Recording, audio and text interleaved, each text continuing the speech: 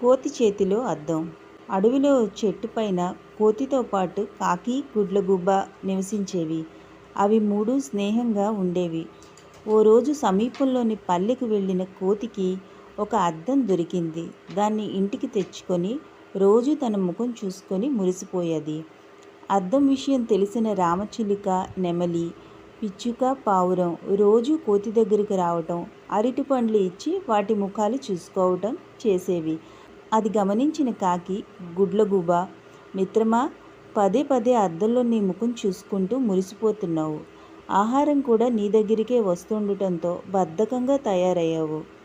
ఇది సరికాదు. నీ దగ్గర అద్దం ఉన్నంత వరకే అందరూ నీ చుట్టూ చేరుతారు. అది లేకపోతే నిన్నెవరూ పట్టించుకోరు అని హితవు చెప్పాయి. అందరూ నా దగ్గరికే వస్తున్నారని మీకు కుళ్ళు. నా సంగతి నాకు తెలుసులే. మీరేమీ సలహాలు ఇవ్వనవసరం లేదు అని కటువుగా జవాబిచ్చింది కోతి. ఆ మాటలకు కాకి, గుడ్లగూబ చిన్నబుచ్చుకున్నాయి. ఓ రోజు అడవిలో గాలి దుమారానికి కొమ్మల మాటున కోతి దాచుకున్న అద్దం కింద పడి పగిలిపోయింది. అది చూసిన కోతి బోరున ఏడ్చింది. కోతి దగ్గర అద్దం లేదనే విషయం తెలుసుకున్న పక్షులు క్రమంగా దాని దగ్గరికి రావడం మానేశాయి. అరటి పండ్లు తెచ్చి ఇవ్వటమూ ఆగిపోయింది. ఆ దిగులుతో కోతి జబ్బు చేసింది. అయినా ఏ ఒక్క పక్షి పలకరించడానికి కూడా రాలేదు. అనారోగ్యంతో కోతి ఆహార సేకరణకు కూడా వెళ్ళలేకపోయింది.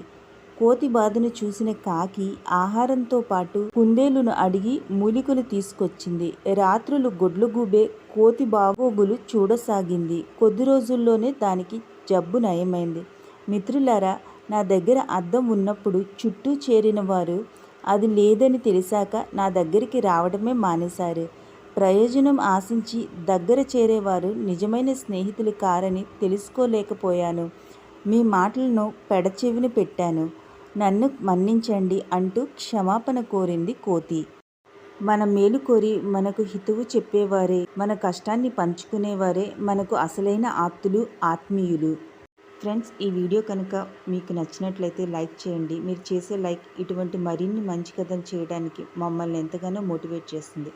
అలాగే లేటెస్ట్ అప్డేట్స్ కోసం ఛానల్ని సబ్స్క్రైబ్ చేసుకోండి. పక్కనే ఉన్న బెల్ ఐకాన్ని ప్రెస్ చేయండి. Thank you for watching.